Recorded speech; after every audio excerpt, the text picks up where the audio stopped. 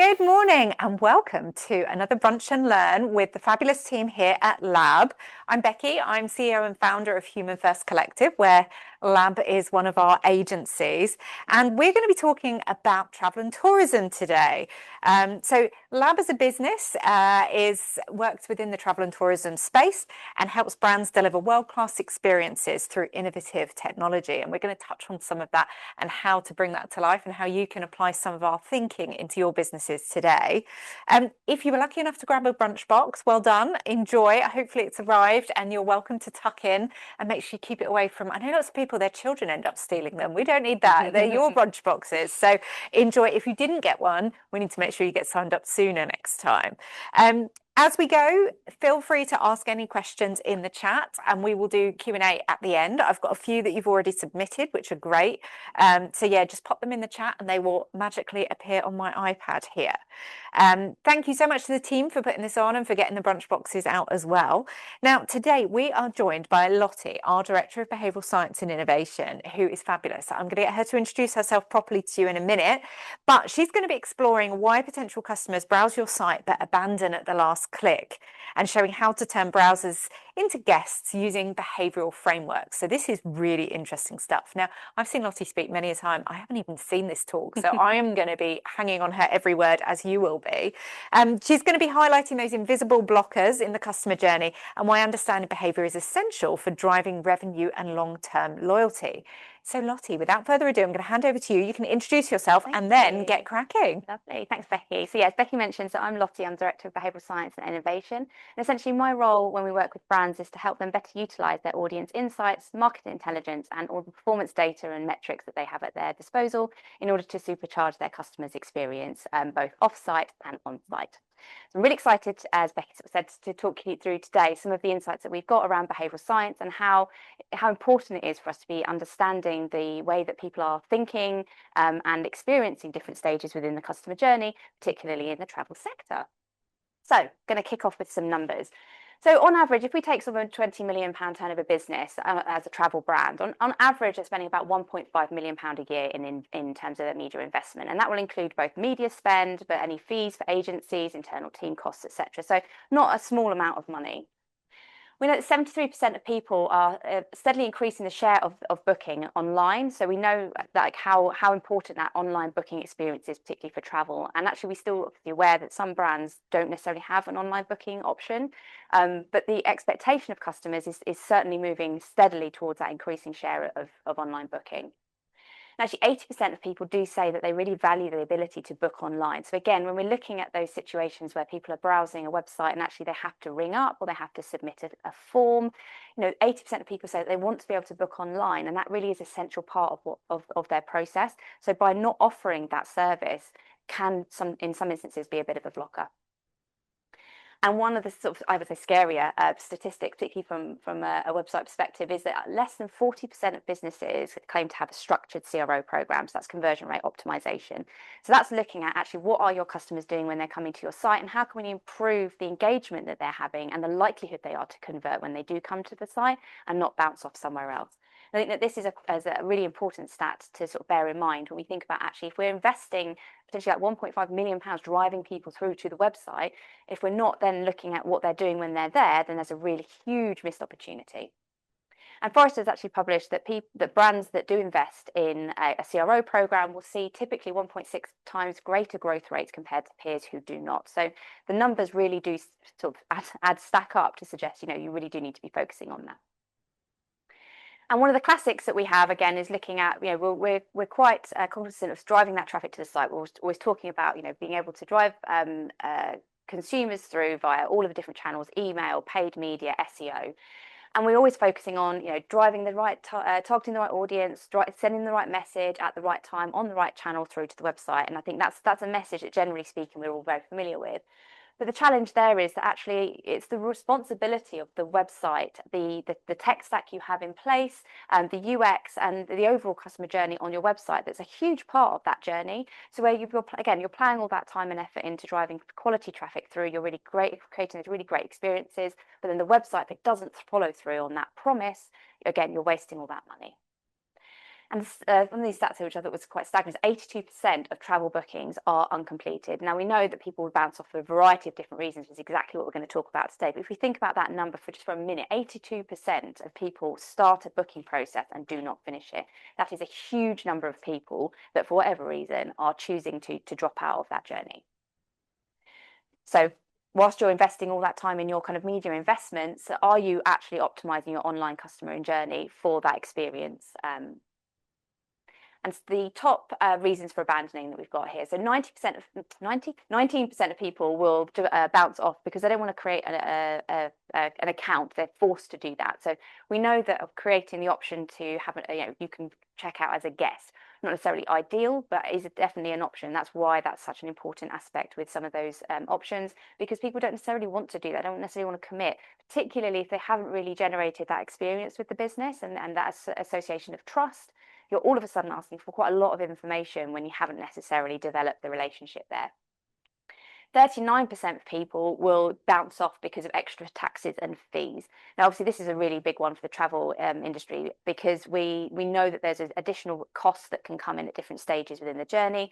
And actually, this is a massive factor as to why people will potentially bounce off. Now, the reasons they might do this is, actually, by the time they've come to it, that is much more than my budget. I hadn't accounted for that. Or it might just be, you know what, maybe I can go and see if I can get a better deal somewhere else. That doesn't necessarily account for that. It doesn't necessarily mean that they will be able to, but the mindset is actually, I don't know that this is the right thing to be doing. 90% don't trust the site. So as just sort of alluded to, this is a really huge factor when people are spending quite substantial sums in some instances on their holiday booking, and something that's actually really important to them from an emotional perspective. Trust is hugely, hugely important. And complicated checkout processes. So if this is a situation where you actually get very lost in it, there's loads of different stages in that process, so asking loads of questions and don't really understand why, again, this is a massive impact on the conversion rate that you're then going to see. So if we translate this into some numbers, let's assume we've got 1,000 people that visited with the site into an intention to book a holiday. We've picked a nice round number to make it easy. Oops.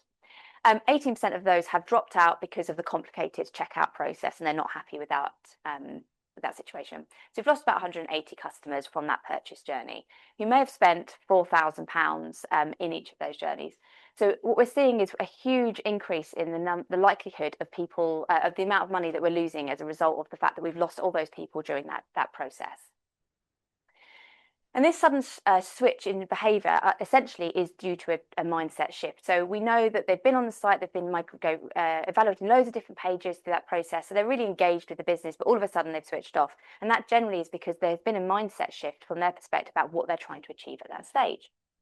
So we're going to meet Muir here, who is a holiday dreamer. So in the mindset, she's looking for a holiday to solve an emotional need. So this could be stress or connection or status. There's a specific motivation behind that.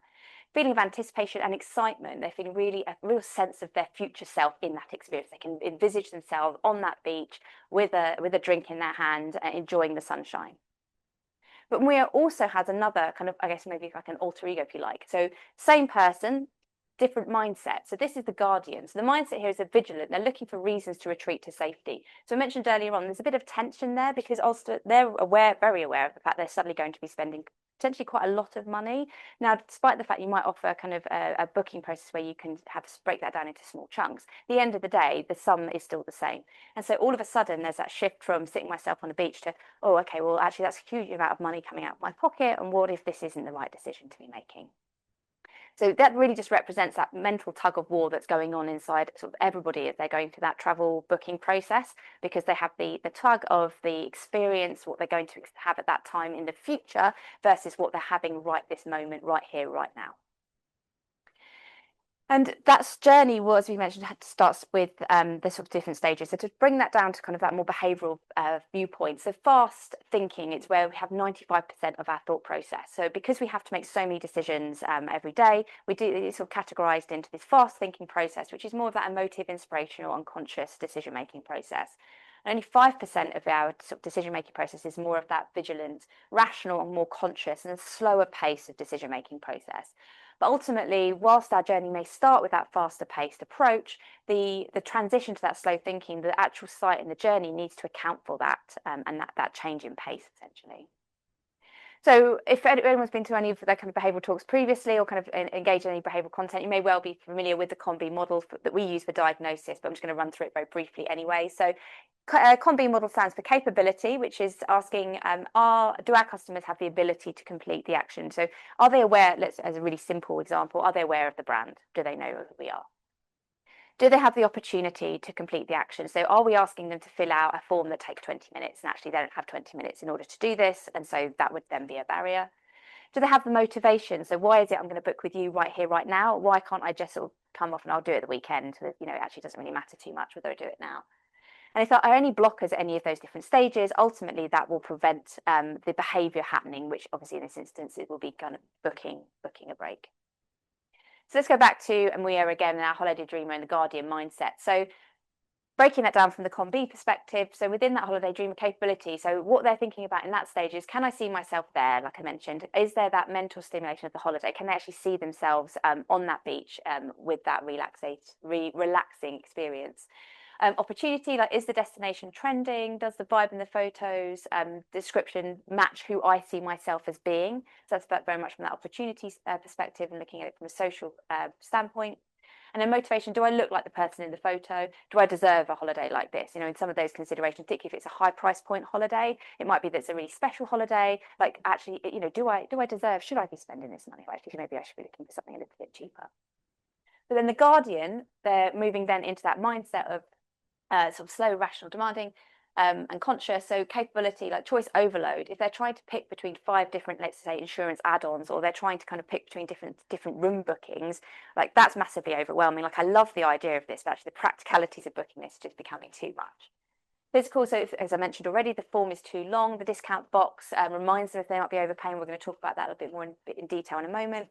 And then suddenly there's that checkout anxiety. Is this the best deal? Should I be doing this? So again, it really sort of taps into that more conscious mindset of like, actually, what am I doing here? Breaking out of that sort of ethereal, like, oh, I'm having a great time booking my holiday, to the practicalities of, okay, this money's coming out of my account when I press book now.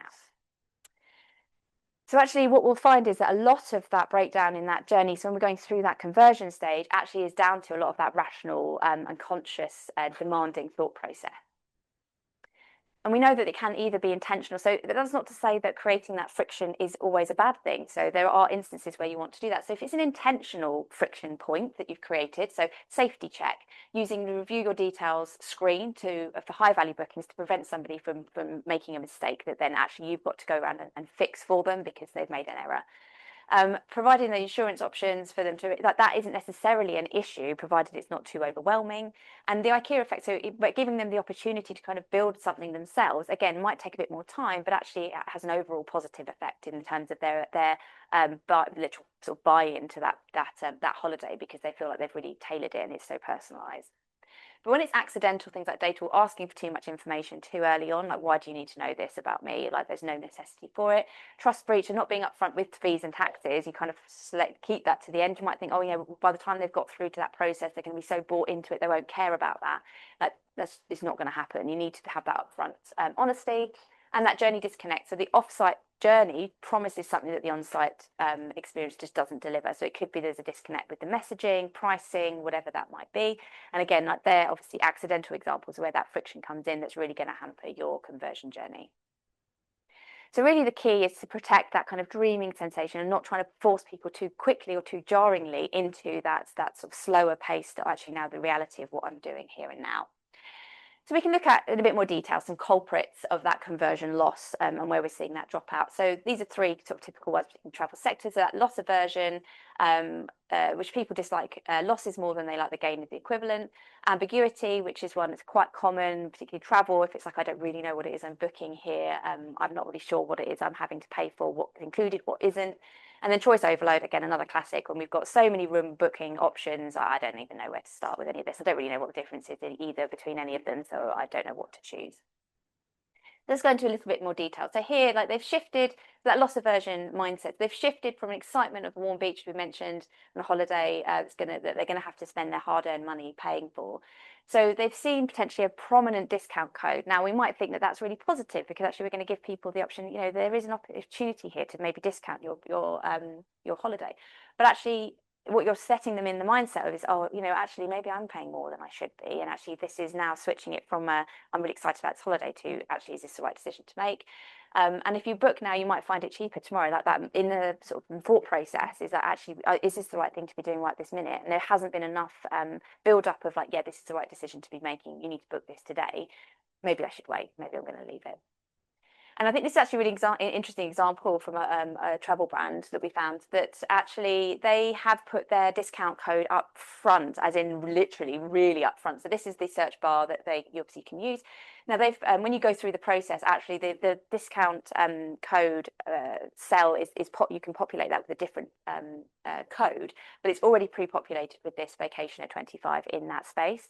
So it's almost sort of, it is bringing that up front, but actually it's giving you, like, you don't need to worry about looking for a discount code because we've given you the best discount already. So I think it's quite an interesting way to approach that particular challenge of providing the discount, but in a way that doesn't mean that they're going to suddenly jump off your site and go somewhere else.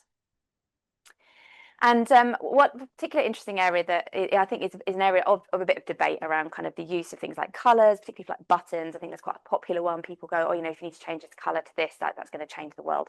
And obviously it's not as simple as that. But I think this is an interesting study that I came across, which actually showed the impact of things like colour that it does have in terms of the cognitive ability to the people to complete action. So in this example, they did a test where they asked people to do IQ test. They used red colour, green colour, or grey colour within the actual test itself.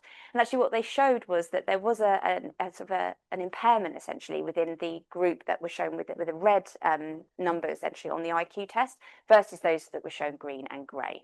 So in this instance, what it suggests is that that colour red did actually have a negative impact on their ability to cognitively process what they were doing at that stage, which I just think is a really interesting insight. And another paper that also referenced that previous piece of research also sort of looked into the impact of using colour in this instance for discounts. So we know that's really common. We obviously see red as being a discount.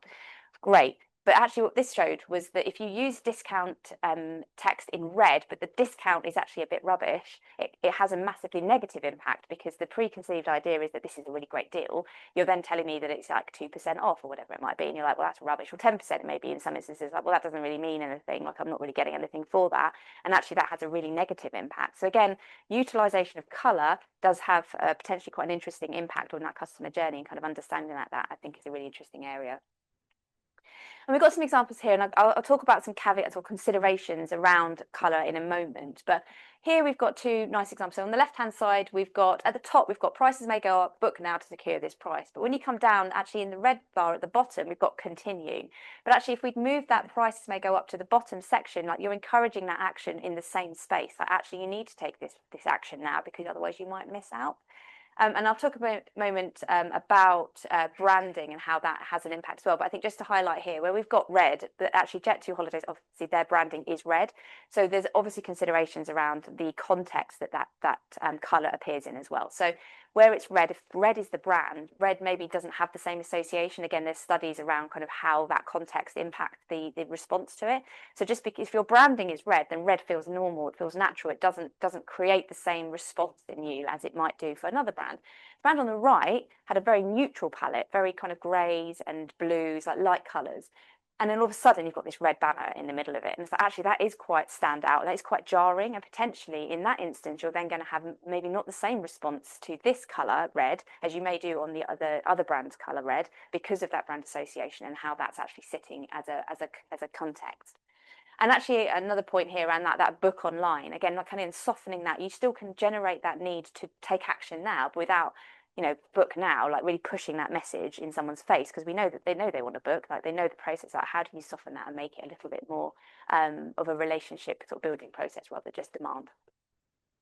And some of the considerations I already mentioned, so it's not as simple as like, don't choose red. It's not what I'm suggesting. I'm just suggesting, like, consider testing different elements, but thinking about why is it people are doing that? Why is it they haven't responded the way that we expected them to? And we see that quite a lot. Like, there might be loads of research that's been done into a particular recommendation. When you set that live, actually they haven't responded in the way that I expected them to. That's why, you know, you have to go through that testing process. And it's not necessarily as sort of, you know, people are they make decisions that you may not necessarily predict. That's why we look at behavioural science. So how do the colours sit with your branding? Cultural associations, another classic one. You know, colour in one from a cultural perspective will have a completely different connotation in another one. So again, that's a really important consideration when you're looking at things like colour. Accessibility. So is the audience, can they view the colour, particularly like colourblind individuals, for example? Actually, if you're using colours in there, then that could potentially really have a massive impact. Accessibility is a huge area which we won't be able to touch on in much detail today, but certainly I think it's a really important factor to bear in mind when you're looking at that website design and branding. And then where are you using the color? You know, again, like what is the purpose of it? Where is that presented on the page, and how does that sit with the overall context? So then moving on to ambiguity. So in this instance, people prefer options with more predictable outcomes. We mentioned, you know, from a booking, if you don't know what it is you're getting, obviously that creates quite a lot of confusion, and therefore will stint that opportunity for them to convert. So if there are vague terms like prices subject to change, taxes, or from prices, again, what does that mean? What is the context here? And again, there might be instances where that's needed to be present, but how are you going to address that when that friction comes in play? How are you going to be sort of helping to soften that message so that people don't suddenly think, okay, well, actually, I have no idea what I'm going to end up booking. It says I've got to pay £2,000. I'm going to come out with 15, and obviously that's not going to work. So it's not necessarily the price itself, but it's the uncertainty, like the fact that they don't know what they're going to get, that is the problem. It's not that they're not necessarily going to they're not prepared to pay that. If you can show the value and that, you know, this is going to be a great holiday, it's going to be the best thing ever, they may not necessarily say, you know what, I can't go that far. But the fact is that if they don't know what they're going to be getting themselves into, obviously that creates that concern. So their brain, again, is telling them what is the best deal. There are hidden costs coming. Maybe you should explore some other options, some other brands. Maybe they won't have the same sort of challenges. They're not going to have the same kind of hidden costs that maybe we're thinking that are appearing here. So, and here we've got an example, which actually looks like a really big pop-up. So initially, when you went to this website, the first thing you see is we do not include, not others, we include taxes and fees in our cost. So that's the immediate thing that you're presenting to that customer. You don't need to worry about this. We've got it covered, like it's already in there, so don't worry about it. And actually being that upfront, again, you might think, could that put people off? But actually, you know what, for those people that have, you know, familiar with the booking process, like, you know that these things come in, so it comes in at some point. So knowing that actually I don't need to worry about that because it's already baked into the cost is that reassurance, and already you're kind of dismissing that concern. And here another example where we've got the process kind of going through that booking stages. And at the bottom here, we've got non-refundable deposits taken at time of booking. Fine, you're making that super clear what the process is. But then actually, like, what deposit is non-refundable, but what is the refund policy then? So how do I find that information out? What do I, you know, now you've started to put my mind into the process about actually if I do need to cancel this holiday, what does that mean? What can I get back? What the time frames? All of those questions start to come in, and all of a sudden you almost triggered that thought process, but without necessarily giving them the answers to that in a really easy and simple way. And then the last one I'm going to touch on is that choice overload. So again, like, people have come through and they've given 6 rooms, 3 of which look the same. I don't know about you, but I've definitely been in that situation. I actually don't know what the difference is between these different rooms. And maybe it's a breakfast option. It might be that one's got a seat. But you know, when you're kind of bamboozled with all this information, it's like, I don't know. And do I need a sea? I don't know if I need a sea view. Like, what does that mean? How important is that? What does that actually look like? So again, you're killing that last click because of that kind of decision fatigue. Like, all of a sudden, like, I've gone through all of this. Now you're asking me to think about all the really practical things. And what if I picked the wrong one and it's not what I actually wanted? And this vision I had in my head has all gone wrong. And again, it's like, it's not clear what the difference is. So maybe I should speak to someone else and get that validation. And I definitely do that. I don't know about anyone else, but I absolutely do that. If I'm not sure, I'll be like, you know what, maybe I'll just superior room or not. You need to be able to give them that information that they can confidently distinguish the difference and actually know that, you know what, this is the decision that's right for me. And like, that really very comes into that choice architecture. So designing is about that nudging. So we talk a lot about nudges, which is that essentially the process of encouraging people to take action without limiting the choice that they make. And choice architecture is kind of a structural way of doing that within the website design to ensure that the environment that someone's working their way through is set up, especially to help with that reduction in that decision-making process and friction that may occur. Because making that sort of personalized, and we all talk about personalization such a huge amount, and that practically personalization is actually quite a challenging thing to do. Obviously, with the increased prevalence of AI within those website designs, it does make it potentially more accessible to more brands. However, it still remains at the moment quite a challenging thing to address. What we can do is, again, from a choice overload perspective, look at providing the top 3 picks for them. So again, guiding them, and that's that classic, giving someone 3 choices and populating which one it is you say, but giving them the understanding that these are chosen for you. It's not generic, like, yeah, we want you to pick this superior room because it's going to make us more money. It's about how you phrase that, how you position that to the customer so that they feel like, okay, this is the right decision for me based on the information that you know. Value-based options, so this is the best value because you're going to get all of this great stuff for it. Again, you're kind of pivoting it from what's the most kind of expensive and taking it away from them thinking you're just trying to sell me this because it's the best thing for you to what's it the best thing for me. And this is, I think, quite an interesting one. Again, is that moving away from from just the numbers, but what is the kind of vibe that they're trying to get? Like, what is the emotion that they are trying to get from their experience? And like, how are you then presenting the options to them relative to what it is that they're actually trying to achieve and what is the end goal? And this is a really cool tool that the team at Lab have been developing, which the idea being to sort of help bypass that need to think rationally. So when you go into that holiday mode, it's that dreamy kind of thinking, like you can sit there and imagine, if I said to you, like, pick a holiday, you'd sit there and think about, okay, well, I can see myself in that specific holiday, a particular point that I really enjoyed. And you might even have some photographs of that because that moment was really great. You've taken a picture. You can upload those pictures to the system in order so that you don't have to articulate that verbally. You can present that information in an image format. The AI model then essentially will process all of those images, as you can sort of see here, and it will then come out with, based on the images that you've provided us and the context in terms of like the number of people in the image, the types of environment that you're in, etc. It will then come out with sort of recommendations on what it thinks that holiday could look like.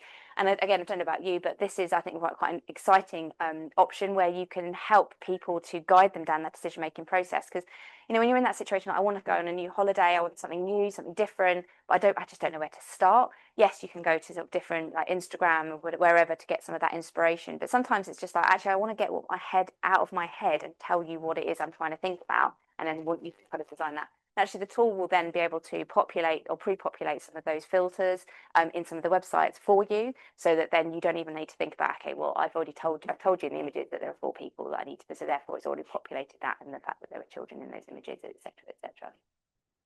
So this is something that you can, if you're interested in having a bit of a demo, then let us know, because it's something that we're quite keen to kind of look at. How can we sort of test this out more and kind of get more feedback on its use cases? Because I think that's a really good example, again, about how those expectations on site experience are growing. And I think some of that has stemmed from the fact that now with AI, we do have bigger expectations of what brands are providing us, how they're actually processing our own thoughts and decisions for us, which I think is really, again, a really important aspect for us to touch on. And so you can have a talk without a bit of AI in here. So research, I think, is fascinating, because we always talk about, the benefits of AI and helping reduce workloads and kind of how we can become more efficient. But actually some insight and research in terms of where we're thinking about this from the perspective of a customer is actually, because AI is so efficient, and actually when people are using AI in their day-to-day process of kind of searching, etc., and actually their ability to put up with kind of a slower process where the landing page is loading, actually all of a sudden it becomes disproportionately long. So before they might have been like, oh, it's fine, like, I don't really mind. Now it's like, no, I'm expecting it much quicker. Users are offloading that cognitive responsibility. So again, because they're using AI, they're not actually expecting themselves to have to do some of the thought process. And we're seeing those sorts of trends where some of these studies are demonstrating that. The fact that the more people are using things like AI, they're actually their ability to conduct sort of cognitive processes is somewhat reducing. And they're actually expecting platforms to adapt so much more. It's like, if you go to a website, the expectation is, if I've been to you before, you remember everything about what I was looking at, where I've been, and what I want. So don't ask me for this information again, because that's not part of the deal. And again, that expectation is massively increasing. And one of my personal bugbears is your search function on your website, which I think is often a hugely overlooked aspect of that customer journey and kind of functionality of the site. Actually, this report showed 41% of websites have a poor or issues with their search function. When we're looking at something as complex as travel booking, this is a hugely problematic situation where people cannot filter, they cannot navigate and get their thought process out onto the website in order to be able to find what they're looking for. And some of the top challenges we have with search functions, and I'm sure everybody here will have probably experienced some of these yourselves: size and location of the search bar. So yeah, some brands will have it really prominent at the top, others below the fold, or you know, it's not necessarily immediately obvious on the homepage. Like, that is such a crucial part of that search journey for many people. So making sure that that is accessible, easy, and you can find it without having to sort of rake around the website and look for it is super important. Association, again, like putting terms in there. People are that, again, some of that is coming from the fact that, you know, the likes of not just, you know, just like AI platforms, but Google and Microsoft, they're able to kind of semantically associate what you're looking for. Actually, is this what you're kind of meaning? And the expectation also then falls onto your website, because the search function from their perspective is search. And this is how I do this in other places, so you should be able to do it too. Availability is a classic one where you've gone through the whole process and then it's like, sorry, we haven't got any availability at that time. So hang on a minute, I've just given you all this information. At no point during that process did you say to me that this isn't available. Like, bringing that up front actually is something that's really important. And then reset filters, which is another classic. The minute you've changed something, everything resets. Like, no, that huge amount of friction that you're creating there. And actually people just be like, you know, forget this, I'll go somewhere else. And even if it means I've got to start again, well, I'll start again with them because I'm annoyed with you as a website, and therefore I'm going to go somewhere else.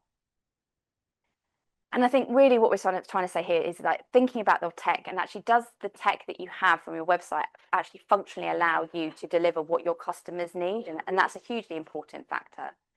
And this sort of visualization here just demonstrates all of the different factors we've got in place. So your CRM, like you've got your revenue systems, you've got your property systems, booking, search, analytics, but actually, and all underpinned by your content management system underneath as well. But actually, like looking at all of these individually and assessing, like, actually, does the solution that I have actually answer the question, like answer the problem that my customers are facing? And there was one of the questions that was actually sent through before the session today, which actually I think would be really great to kind of deep dive a little bit more into that in detail. We'll drop you an email just to follow up on that one. But actually, you know what, where you are in a situation where maybe your system doesn't fulfill the needs of your customers, sort of starting to work out, okay, well, how do we navigate that? What processes, like how can we get the information and sort of maybe adjust the systems we have got in order to be able to deliver what we need? Or maybe in some instances it's like, actually, we do really need to rethink this, because there's only so far you can go before actually it's going to start to break. And we've actually got, quite handily, a really lovely event coming up in, I think it's 2 weeks time, week and a half's time, in London, which is Why Travel Websites Struggle to Move Fast as Travelers' Expectations. And we're very much partnering this with our partner Storyblock, who's a headless CMS, and we're going to be discussing in that dinner about all these sorts of challenges around kind of the practicalities of what we need to be able to do in order to fulfill customer expectations. So if you haven't got your slot booked already, like please get in touch. Obviously, you can scan the QR code now, and Erin will send some follow-ups as well. So if you do are interested in joining the event, then do let us know. Because actually, fundamentally, like the competitive advantage in 2026 isn't about providing necessarily the best holiday to a consumer. It's about reducing that cognitive load. It's providing them with that experience when they're coming to you as a brand that is the most seamless, easy, and straightforward one, in allowing them to really kind of keep hold of that sort of feeling of excitement and enthusiasm they have about the beginning of the booking process right the way through to the end. So my top 3 recommendations off the back of what I've talked through today is looking at that cognitive friction audit. So trying to understand a little bit more about, okay, where do we think that these points of friction are actually occurring? Now, this could be, you know, you do that yourself. I would argue that if you're already very much involved with your platforms, it's quite difficult to see that, because, you know, you'll see it every day. But actually do some user testing, ask some people to kind of, you know, go through the process of booking and actually get that information firsthand to be able to understand, okay, well, what are the big pain points we've got here?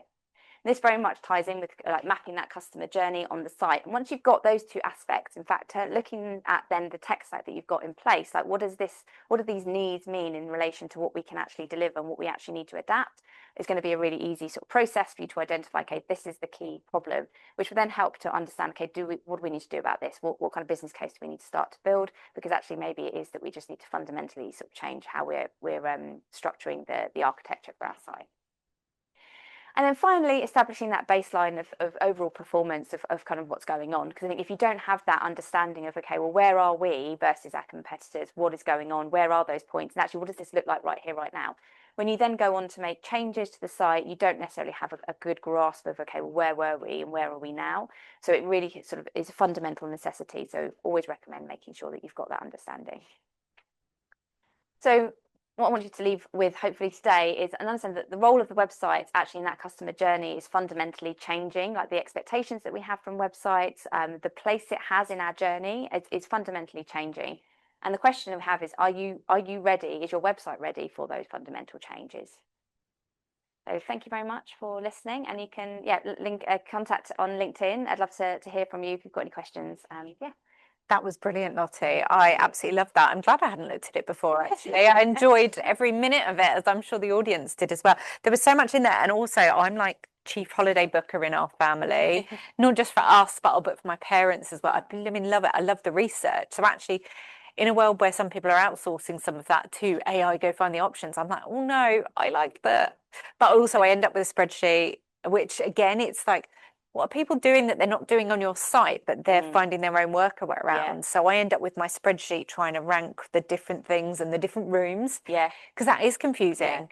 Because sometimes there are like 12 different room types. Yeah. And a variety of costs, but some quite close to each other. Yes. And you're like, but I don't know. Yeah. I And like, do I want to spend another £50? Like, what am I getting? Yeah. Is it worth it? Because it might be, but I don't really know. So yeah. I need to get you. Maybe you need to be my booking. Yeah. Well, because then also you're comparing an apple, a pear, and an orange. Because then I'll find on my spreadsheet, I'm like, well, actually, I've got this one was this type of room, and this one's this one. But oh, I like that resort. Well, did they have another room that was like this one? Because I like that. And suddenly you're creating new things that you're looking for. I don't know. It's hard work. Yeah, it absolutely is. And I think that's the kind, even for those people that, that really sort of love that aspect. Yeah. It is a challenging and it is a time consuming process. So sort of looking at it from the mindset of those people that love this versus those that I love the holiday, I do not like the admin that comes up front of that, that anxiety that potentially could come in. There's a huge variety of different types of personalities and motivations and all these aspects that are coming into it that really by thinking that and understanding that better, you're then going to be able to create a better customer journey for your overall customer base. Well, definitely. And actually requirements. So because I'm quite known with my friends that I'm chief holiday booker, one of my best friends came to me and said, oh, could you help me? And her kids were a little bit younger at this point. And for them, it was really important that a room for 4 actually had a separate sleeping area for the kids, knowing that they wake up earlier. And so that actually they weren't kind of disturbing each other. But actually trying to find that information as to whether, right, this says it's for 4, but what's the layout of the room? Like you almost want the little floor plan of, oh, kids will be there, we'll be there, does this work? Yeah. But trying to do it for her, I was like, it's actually really hard. I can see why you're saying this is really hard. Yeah. To the point that she was like, I almost just, like, we just go back to the same place every time because it's easier. Yeah, exactly that. And a recommendation someone else has told me that they've got a family of 4, and like we've got I've got a child who's nearly 14, which technically for a lot of time is now an adult, but actually I wouldn't want him in a room on his own because he is only 14. Yeah. But again, that's a really big problem when you're trying to book where they're insisting you've got to have 2 rooms. It's like, but well, where are those? Are they connected? Are they not? Like, I don't want to be in one room and then we've got to separate. And because he's 14, he doesn't really want to share a room with his dad. So again, it's those sorts of challenges are really problematic, and it does just say, you know what, I don't need this right now, so I'll just go with this holiday place because actually someone else told me that that's where they went and they didn't have to worry about it. Yeah. And they're just quite common requirements. There'll be also so many nuances that, it's tricky, and people are spending a lot of money, and it's so important. It's also, you're not, your holiday, especially you get limited holiday time. And actually, if we think culturally, I don't know, like the US, they have even less holiday time than we have. So it's like such a precious thing that you're using your savings to be able to go and do this thing where you want to have a lovely time. It's really important. Absolutely. So, I think that was so interesting. So you can still get your questions in to me here. They'll magically appear on the iPad, but I'm going to go through some of the ones that we've already had in. And I was making a few notes of things. I was like, well, we can talk about that. So let's have a look. So this is just a really practical one. So Vanessa from Chapter has asked, how can I learn more about behavioural science after this webinar? Can you recommend a podcast, a book? Yeah, definitely. So we were chatting a little bit about this earlier. So some really good podcasts out there. So there's Nudge, which actually the website, there's nudge.com. We can share those actually in the follow-up, can't we, Erin, in terms of some of the links that we recommend.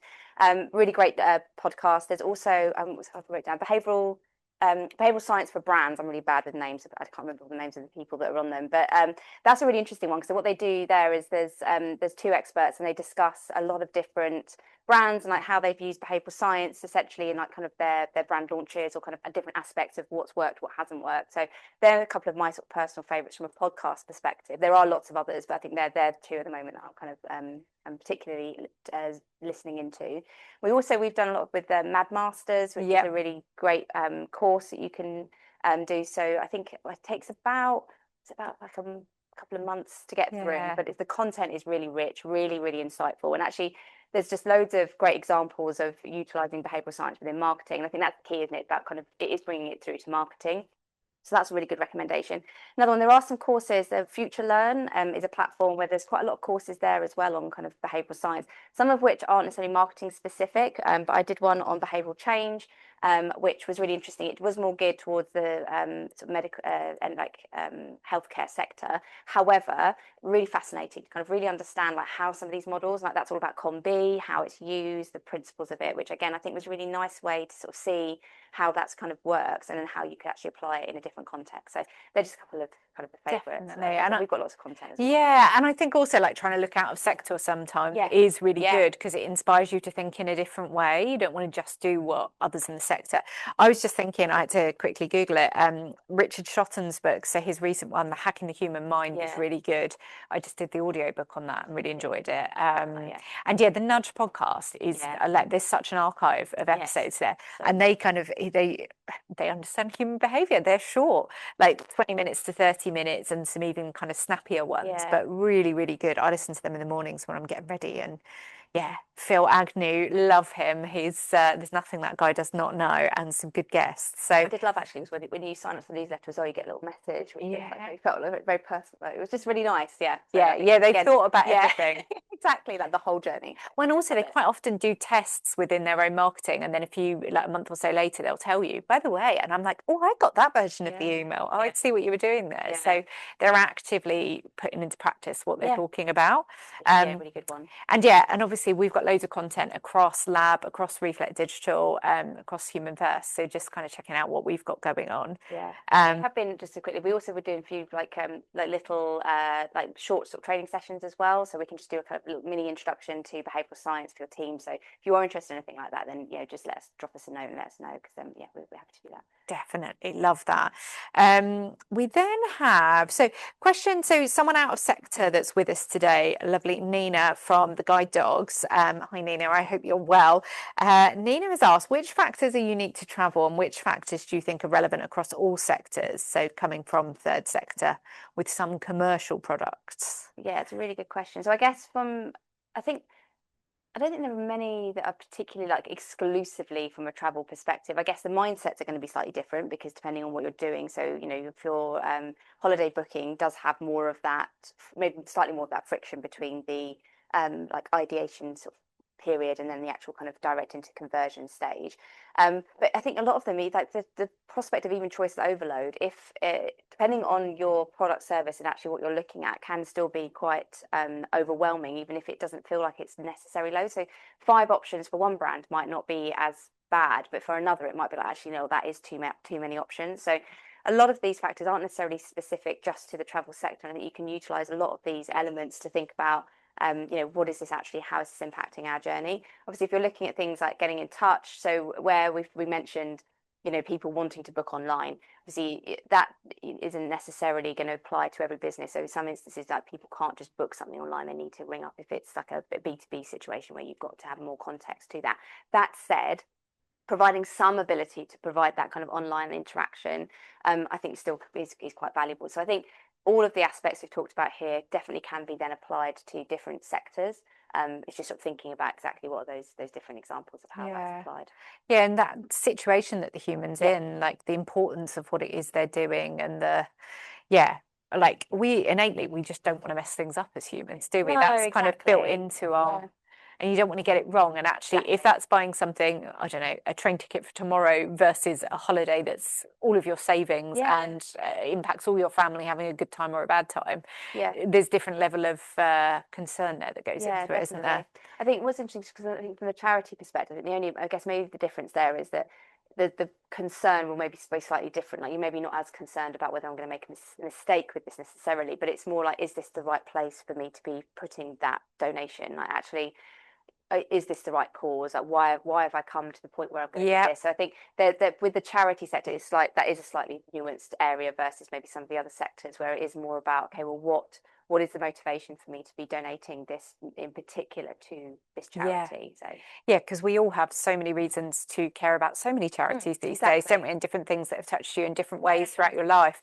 And then you're like, oh, if I'm giving £50 here, am I giving it to the right place? Yeah. Like, what are they going to do with it? Yeah, exactly. I mean, from a charity point of view, and I'm sure, Nina, you might have already seen this, but back on, I think on Reflex YouTube channel, there's a couple of specific charity ones of these that we did a little while ago, but still super relevant. So go check those out. A live question that's just come in from Lewis at Cisco. Lewis, hope you're well. From a new user perspective, how strong are loyalty programs in influencing buying behavior, and how prominently should it be displayed throughout the user journey? Really good question. So loyalty schemes, obviously lots of research has shown that the importance of loyalty schemes. I think with that, the biggest challenge with loyalty schemes is it actually is worthwhile. So if you create this, again, it's sort of similar to the sale point I was making. It's like, oh, we've got this great loyalty scheme, but actually if the loyalty scheme doesn't actually really provide you with anything of value or use, that then it has almost the negative impact. It's like, well, this is not, this really almost laughable. Like, it's almost, yeah, it's putting me off the brand because you've not understood this. You're just doing this for the sake of it. So I think that's a really important aspect to consider when you're building those loyalty programs. So actually, what do people value? What they're actually going to get from this, and what impact does it have, rather than just creating something for the sake of it because we tick that box to say we have a loyalty scheme. In terms of like presence, I mean, loyalty schemes, again, if you're providing something that's going to be of real value to the customer, then bringing that up front and saying that if we've got this, you engage with this, you're going to get all these benefits from this, actually specifically for the point you're doing right now, then yeah, why not? Again, if you're then saying we've got this loyalty scheme, you've got to do 10 journeys before you're going to get anything from this. At that stage in the journey, putting that up front is that actually it's creating this and thinking into that thought process, but actually I'm not going to get any benefit for this here and now today. It's just about balancing what am I going to get from it now versus the future. And I think we talked a little bit about that earlier, about that kind of concept of like, what am I getting now versus the future self? Actually, what here and now is going to be that kind of winner overall. So again, depending on what you're offering, will kind of dictate where you should really be presenting that in that journey. Yeah, and I do think, especially in travel, it's harder, isn't it? Because if you're Radisson or Hilton or something where you've got hotels everywhere, like collecting points and being able to use them becomes something that's quite easy to do. But if you're a hotel chain that's got 3 hotels in 3 places across the world, that people may not want to go to those places, it's less of a, well, I'm going to get points, that's not going to help me unless I want to come back here or go to the 2 other places. So Exactly. it does make it harder. But then also it's like, well, how can you look at this from a partnership point of view? What could you offer as part of your loyalty scheme that affiliates you with other brands? And I don't know. Yeah, exactly that. Yeah, it's thinking about, again, it's what is it they actually want? Like, what are they going to benefit? What are they going to value from this? And yeah, it's thinking kind of a bit laterally, isn't it? It's like, okay, well, how can I bring this in that actually maybe it's not directly this, but it's actually going to relate in another way, which maybe they could use if they come to you, but actually is not necessarily directly related to your product. Exactly. You touched on testing earlier. So if someone, especially like they've come away really inspired from today and they're like, I know what we need to change, that red is wrong, I'm getting rid of it. Do they just go get rid of it or no? No, definitely not. So I think this is one of the biggest things. If you go with nothing else, please do make sure you're testing things, because I think even when we think what we talked about today is that people don't respond the way that you may expect them to. So just to go in and be like, I'm going to change that because I think that that's wrong, or I want to do this, you're risking by doing that, by making a change, and you can't then trace that back to whether that had a positive or negative impact, because there's obviously lots of other factors. And what might happen is you make a change and actually it appears to things go up. Oh, great, well that must be fine then, but actually everything was going up anyway. But actually then when things move in a different sort of period, then it drops, but actually so it has had a negative impact, you've just not been able to measure that, so you don't actually know. So always recommend testing everything and doing that in a way that allows you to actually differentiate between those different changes. So doing everything on one page at the same time, you're never going to be able to tell which bit of that actually had the biggest impact. And so again, that's just not a recommended way to approach things. And actually, I went to a talk a couple of months ago, I think it was Expedia, it was Travel Around, which moment it was, I think it was Expedia, and they were sort of demonstrating how the small icon change on one of their pages had a massive impact actually on the conversion rates. So, and whilst it was a really small change, you might think, well, no one's going to notice that. Like, is anyone really going to care? Actually, they did, and so it just demonstrates actually even the small changes can have a massive impact on a customer journey. So always test it to make sure that you're confident that that change is having a positive impact. Yeah, no, definitely, definitely.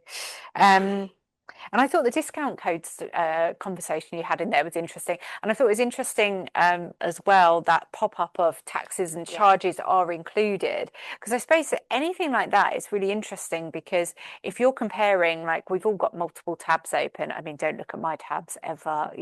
That's what's going on up here. It's terrible. Do you know the amount of times my computer crashes because it goes, you've got too much. I'm like, oh God, what am I doing? But I've always got the multiple tabs and I'm comparing, but actually suddenly they're actually uncomparable because you're comparing an apple and a pear because one's not got the taxes in. So you need to actually make sure someone's really understood that. Otherwise they might be going, God, this looks too expensive. But actually, no, this is the final price.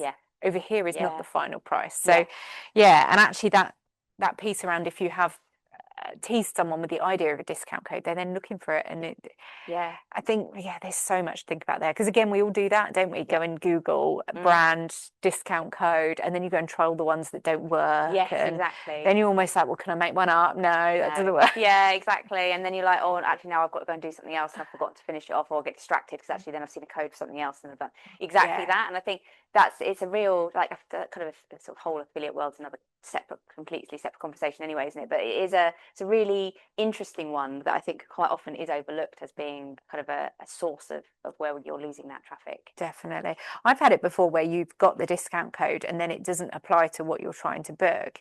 But literally that makes me go, no, the only reason I was going to do this was I had that money off. Like I'd rather carry on looking now. Maybe it's a sign because people do that. Maybe it's a sign. Maybe this isn't the one. I'll keep looking. Then it's like, oh, it might have been the one. Absolutely.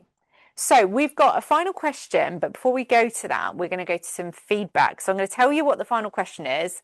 I'm going to send you off to do feedback, and then we're going to come back and do the final question. So Lottie can be thinking, and so you can be getting yourselves ready to hear the answer and excited to hear the answer. So this is from Dan at Radium. So Dan, thank you for the question. So what is the most common mistake which brands make that lead to abandonment? To answer that question, Lottie, what is the most common mistake which brands make that lead to abandonment?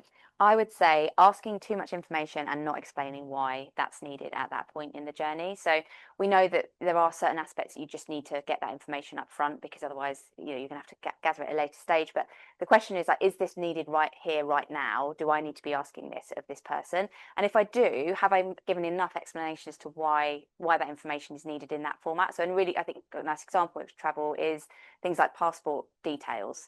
Like if you're not expected to put your passport details in right here, right now, because actually that's not, you don't always need to do that. Like, why is it you're asking for that information now? Because now I need to go and find my passport, and actually I'm at work and I haven't got my passport with me, and actually I'm gonna have to go and find it, etc. So they are classic examples of where if you're trying to ask for too much information too early on when it's not necessary, that's potentially creating friction points that's just not needed at that point. Can you ask this question after they've booked? Is it right now that you need to be following that? Is there another medium you can use in order to get that information from them after booking? Because ultimately they've booked by that point.